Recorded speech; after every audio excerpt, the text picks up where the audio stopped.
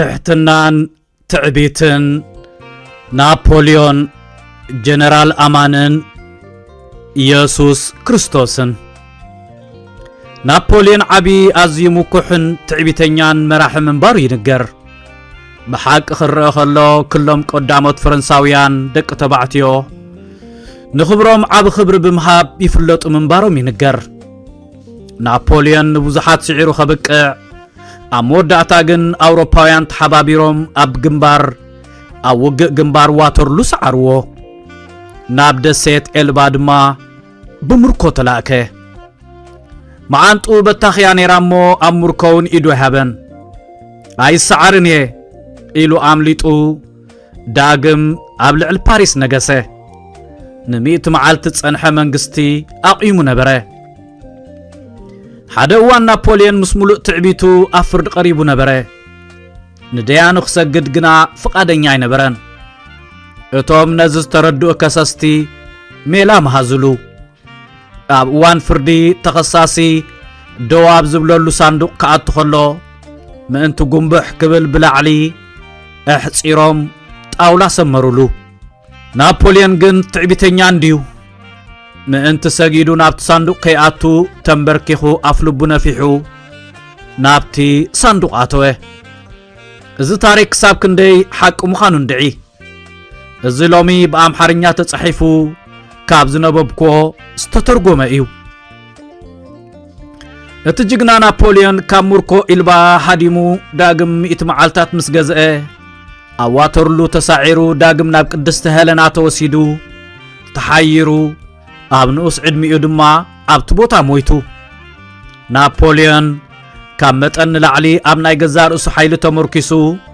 بتعبيت انت زيتو كوس زسعرو مدراو حيلي أي منبران قرب حقوق دنن كبل زخل بحر انت زهلوه تاريخ عالم كالم مخونا نيرو برقص أب تاريخ اتوم بحيلوم عبيت عوتات دمزقبو ان رخبهم سبات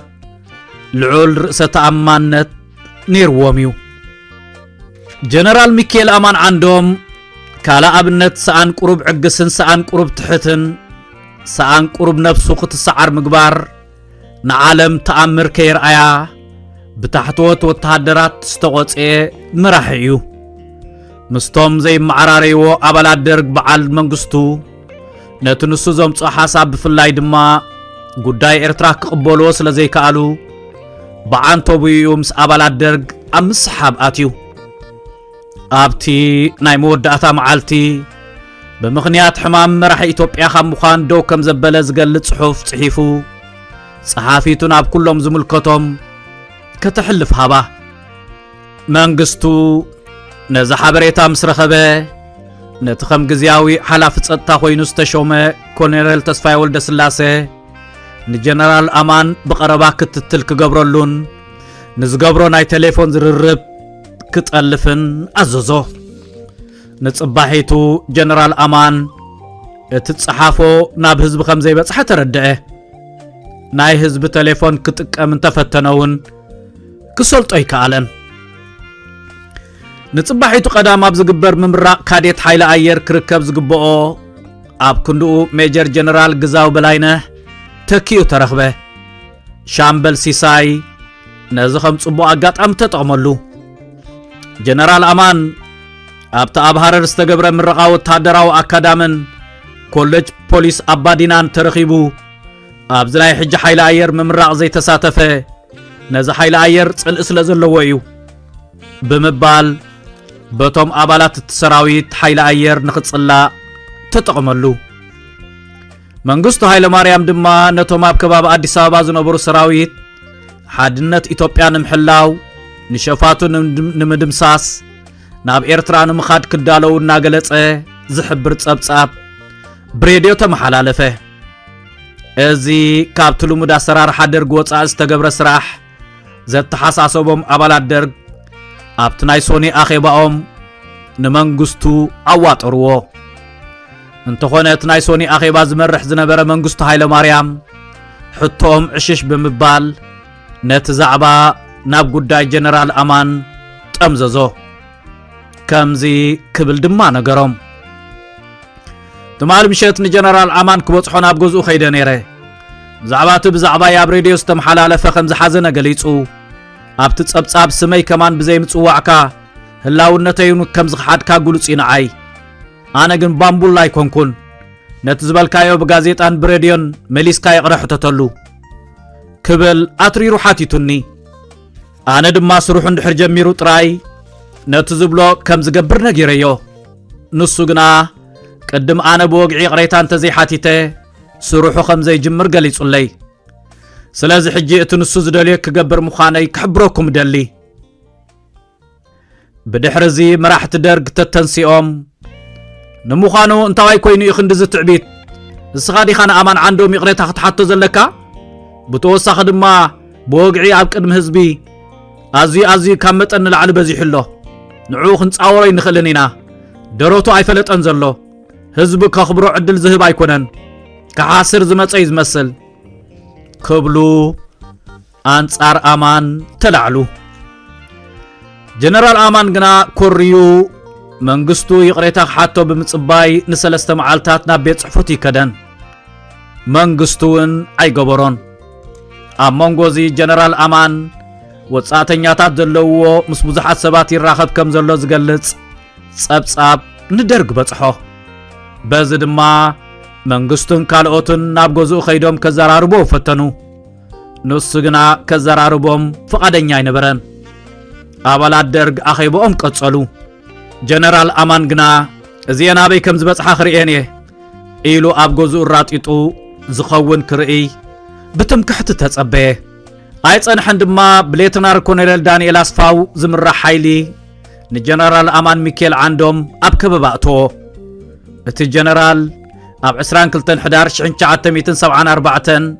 ናብ ገዝኡ ምስ ኣተወ ክወጽእ ኣይከኣለን መንግስቱ ንጀነራል ሒዙ ከኣስሮ ንዳንኤል ትእዛዝ ሃቦ ከይኣቢ ተወሳኺ ሓይሊ ክወስድ እውን ኣዘዞ እቲ ድሮ ብሓለዋ ተኸቢቡ ዝነበረ ገዛ ናይቲ ጀነራል ርእሱ ንምክልኻል ኣብ ዝገበሮ ምትኳስ ክልተ ወታደራት ኣውድቐ ነቲ ገዛ ፈንጢስካ ንምእታው ታንክታት ተላእካ ድሮ ናይቲ ቅትለት ማይን ኤሌክትሪክን ክቁረጽ ስለተገብረ እቲ ገዛን ከባቢኡን ብጸልማት ተጎቢኡ ዝነበረ ኣብቲ ንጀነራል ኣማን ሚካኤል ዓንዶም ንምቕታል ብኮሎኔል ዳንኤል ዝምራሕ ሓይሊ ብታንክታት ተዓጅቡ ስርሒት ኣብ ዝፍጽመሉ ዝነበረ እዋን እቶም ሰበስልጣናት ሃይለ ስላሴ ዝነበሩ ይርሸኑ ነበሩ ናብ ፍርቂ ለይቲ ኣብ ጽጋዕ ሰዓታት ታንክታት ንገዛ ጀነራል ኣማን ክድርዕማ ትእዛዝ ሃበ ኣብ ውሽጢ ምስ ኣተው ጀነራል ኣማን ወታደራዊ ክዳኑ ለቢሱ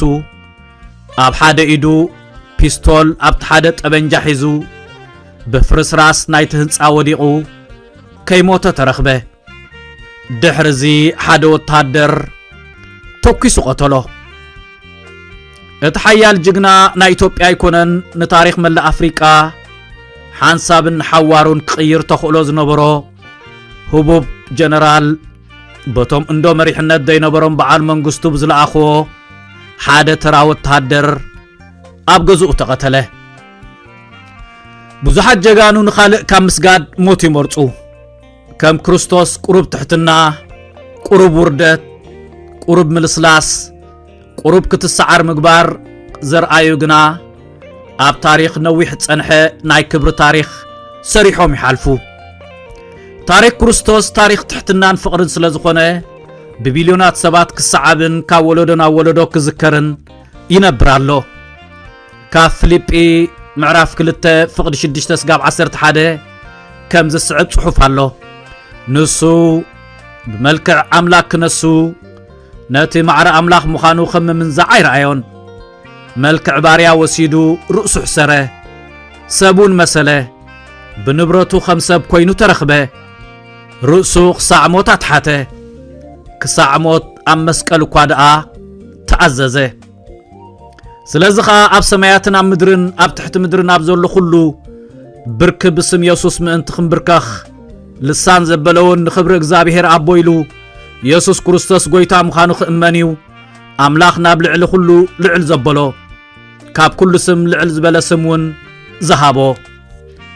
ከም ክርስቶስ ገዛ ርእሱ ክሳብ ሞት ኣትሒቱ ልዕሊ ኩሉ ልዕል ዘበለ ኣይተረኽበን ትዕቢት ንውድቀት ትቕድማ እያ እሞ ከይንወድቕ ብትሕትና ልዕልናን ክብርናን ነረጋግጽ በየነ ሰመረ 18 ሚያዝያ 2025 ኣብ ቅንያት ፋሲካ ናይ ዝሒዝናዮ ዘለና ዓመት ዝተጻሕፈ ጽሑፍ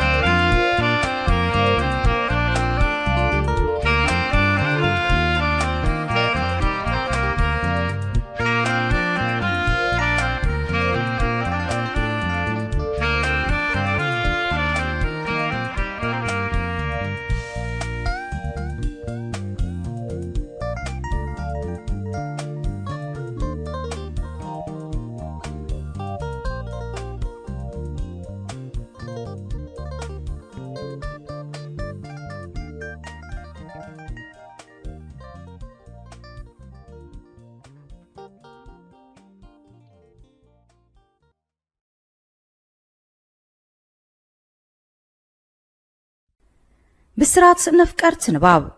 مصحفتي إرتراويان أوصا هاجر أبي كنركب نخلي لكم تشجروا السبات وحدات سايكونكم